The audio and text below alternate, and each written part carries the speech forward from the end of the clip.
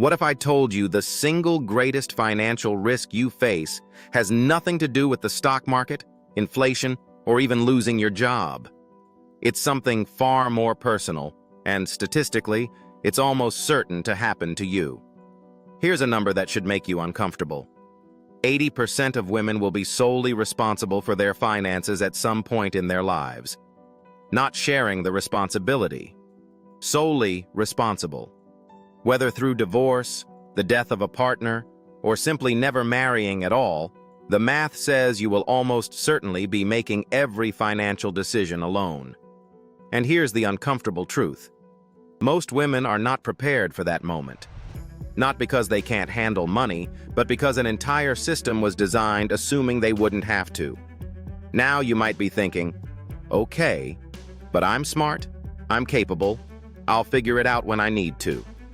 And you're right, you probably will figure it out. But here's why that mindset is actually dangerous. Think of your financial knowledge like a muscle. If you never exercise it and then suddenly you need to run a marathon, you're in trouble. The worst time to learn how to manage money is during a crisis. During a divorce when emotions are running high. After losing a partner when grief is clouding every decision. That's when mistakes get made. Expensive mistakes. So let's talk about how we got here, because understanding the history actually explains a lot about the present.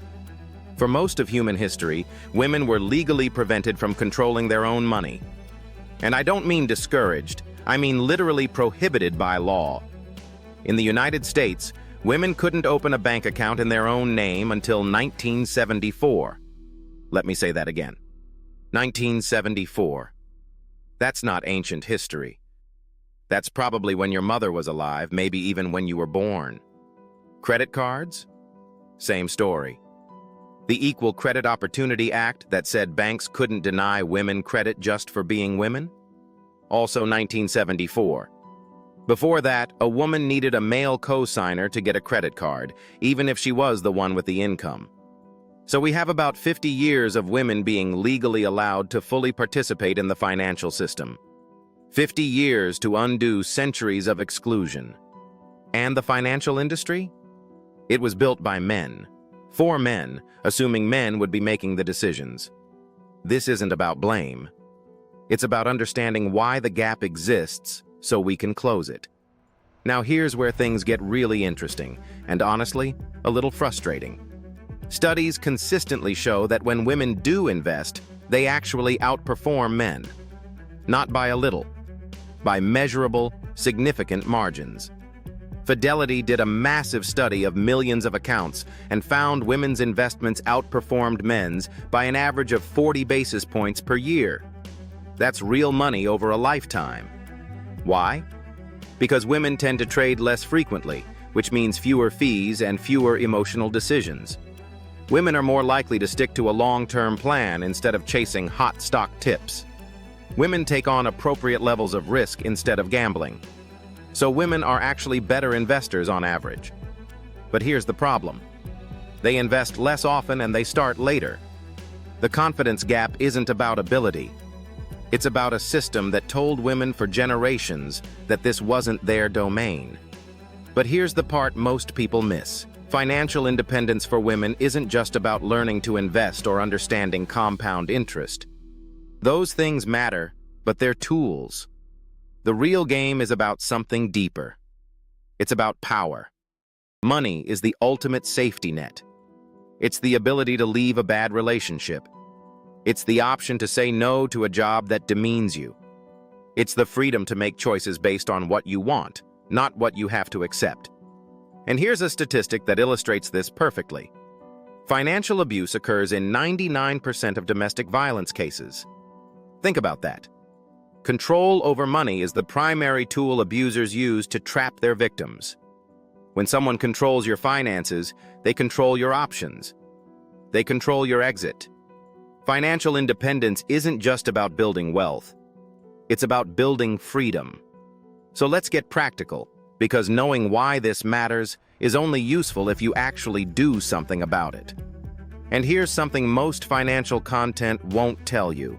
Something I want you to actually write down. The most important financial number isn't your income, your savings rate, or even your net worth. It's your runway. Your runway is how many months you could survive on your current savings if all income stopped tomorrow. Think of it like a plane. If you're cruising at 40,000 feet with plenty of fuel, you can handle turbulence. You can navigate around storms. You have options. But if you're flying with just enough fuel to reach your destination and nothing goes wrong, one unexpected headwind and you're in trouble. Calculate your runway right now. Take your total accessible savings, not retirement accounts you can't touch, but money you can access within a week. Divide that by your monthly essential expenses. That number? That's your freedom measurement. Most financial advisors will tell you to save 3 to 6 months of expenses. But I'd argue that's a minimum. For true independence, especially if you're in any situation where you might need to make a sudden major life change, 12 months should be your target. 12 months of runway means you can leave a job without panic. You can end a relationship without being trapped. You can handle almost any crisis without making desperate decisions. And here's the beautiful thing about building your runway. Every dollar you save does double duty. It increases your security and it increases your options. It's not money sitting idle. It's money buying you freedom. Now, I want to leave you with this thought. Financial independence is not selfish. This is something women in particular struggle with because there's so much cultural pressure to put everyone else first, to sacrifice, to nurture without thought of yourself. But here's what nobody tells you. You cannot take care of others from a position of dependency. The best thing you can do for the people you love is to ensure you're never a burden, never trapped, never without options. Building wealth isn't about greed. It's about building a fortress around the life you want to live. It's about creating so many options that every choice you make is a choice, not a necessity. And that brings us to something even more important. Because knowing what to do is only half the battle. The other half? Understanding the invisible forces working against you every single day, the psychology of spending, the marketing designed to separate you from your money, the systems built to keep you just comfortable enough to stay trapped. That's exactly what we need to talk about next.